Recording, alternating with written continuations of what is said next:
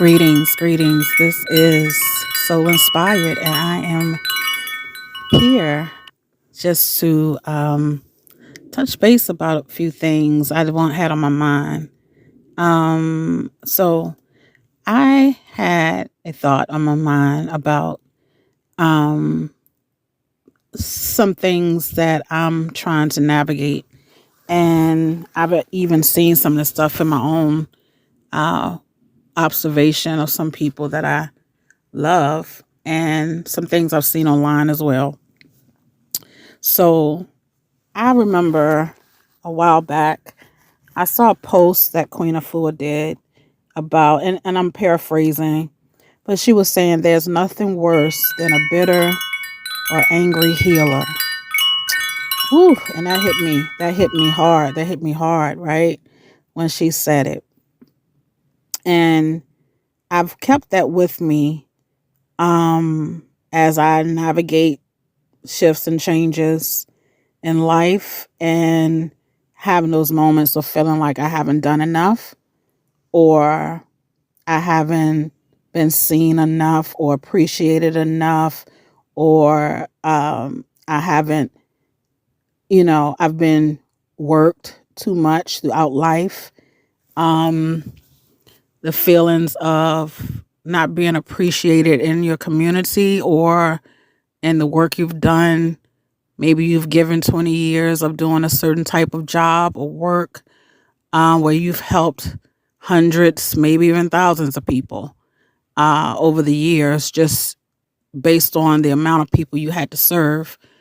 And that also can be how you feel in your reality. If, say, you're taking care of, your family, your children, you may have had to be a sandwich generation where you had to take care of elders. Um, Whatever it is, you can become bitter and angry over time as the years go on. And it can show up in many ways. It doesn't always show up in your attitude. It doesn't always show up in how you treat others, because you still may treat people well, but it can show up in ways that's being suppressed or repressed. It can show up in how you treat yourself. It can show up in lack of sleep.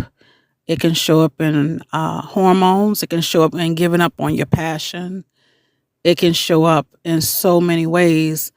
And I've been reflecting on that myself recently, because I've had those moments where I may have felt angry and bitter.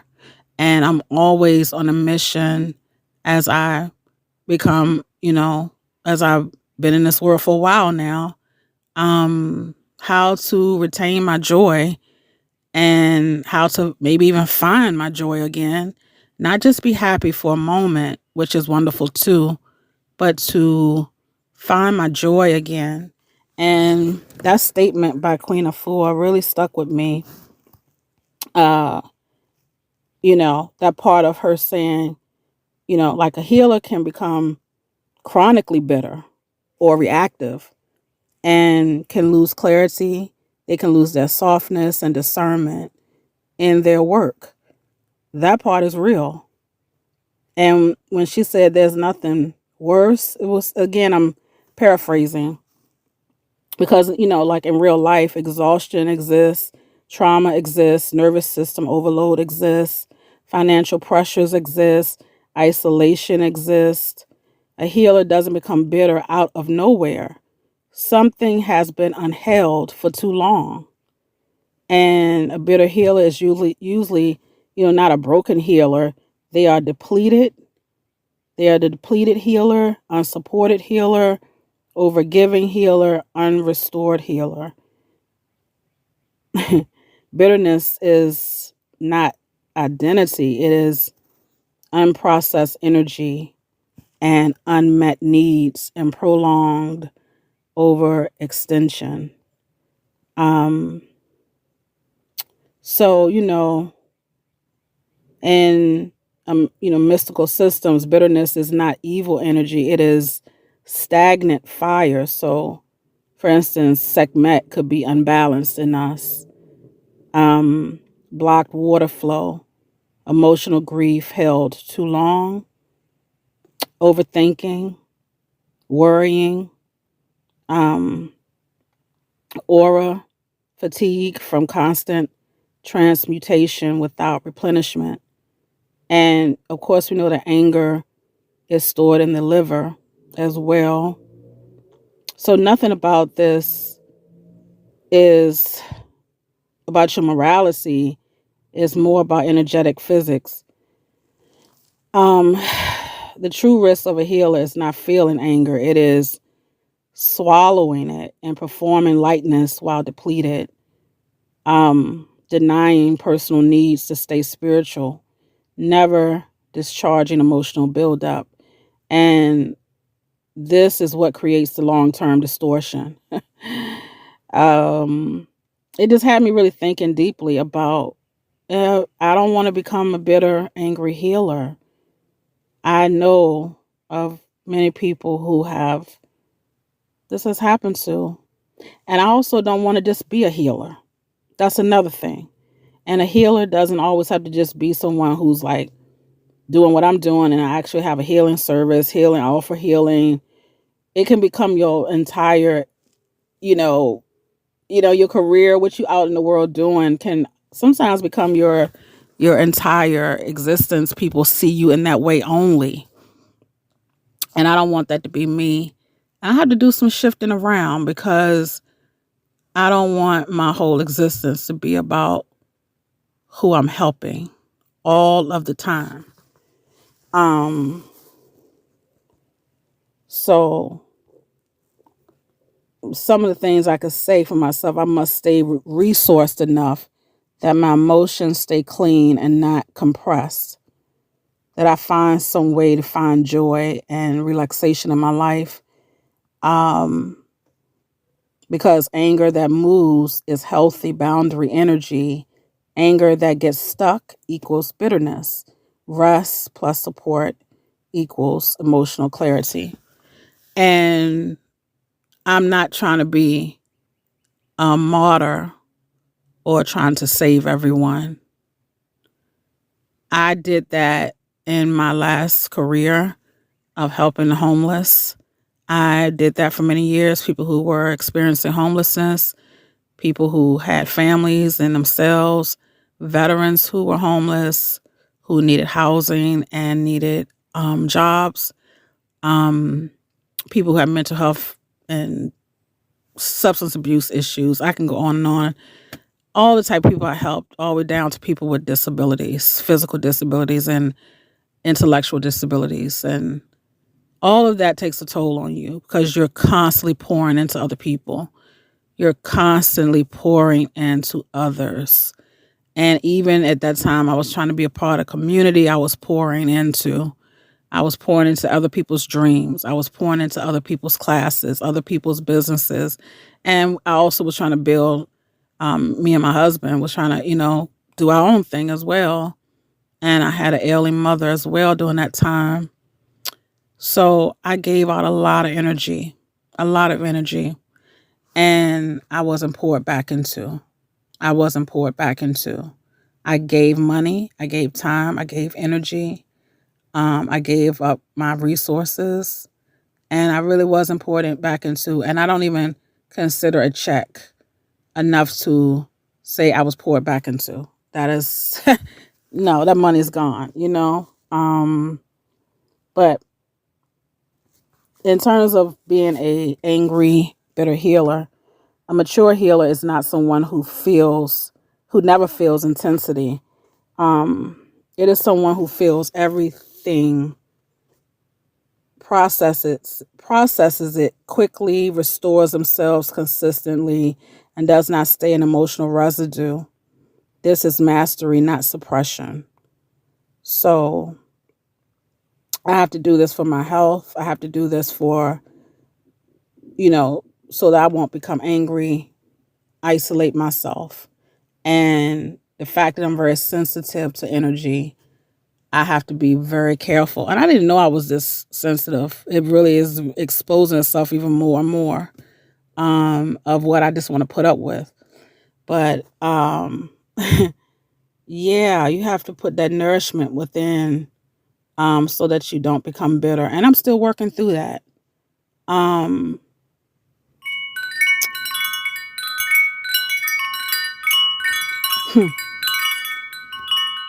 yeah, there's different paths to this. So everybody doesn't do it the same way.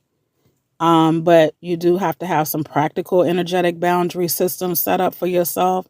So you can do your healing work. You can do without absorbing people's emotional load or burning out internally. But it's even more about, it's not even just about doing work. It's about w- allowing the world to make make you bitter. I know a lot of people that I can see the bitterness in them. And it's kind of sad, and I have to do my best to meet people. And I'm so blessed to have a wonderful person who is just not a bitter person around me. So I'm really blessed in that. That would make shit, excuse my language, harder if I had a person who was just a bitter human being around me. But yes, I wanted to bring that up. I wanted to know what things that you do if you're a healer, or if you've done it in the past, or you're just a highly sensitive person or empath, or you've given up a lot of time and energy to help people. What do you do for yourself so that you don't become bitter or angry, and you can see it um, in people? But what do you do so that you won't become that in your life? Because we don't want to become a storage unit for collective pain. Um, so yeah, I just wanted to talk about that. I want to talk about a few more things about this. Let's see. And I just want to bring up the layer of about Sekhmet. So in the ancient Kemetic system, what we're describing is actually like fire without containment. So in Kemet energetic language, Sekhmet's force without balance becomes depletion instead of transformation. And like I said before, Chinese medicine, in Chinese traditional Chinese medicine, unchecked liver qi stagnation turns from clarity, frustration to anger, or before anger, irritability. Um, so again, there's a spiritual layer to this. The nervous system is also affected.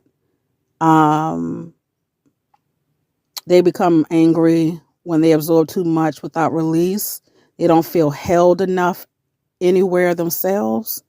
Their body is exhausted and still expected to give. Their nervous system is in long-term survival mode. And in other words, it's not your essence, it's overload. That's the nervous system. So again, there are things that you can say to yourself daily to help regulate yourself. Ask yourself questions, am I full enough to offer this? Do I have the capacity to offer this? Am I trying to earn rest through service? Um, if you need an emotional exit, you can have vocal release through humming, low humming, toning, singing off key intentionally, shaking the body 2 to 5 minutes, writing what you would never say out loud, walking without spiritual intention, just human movement.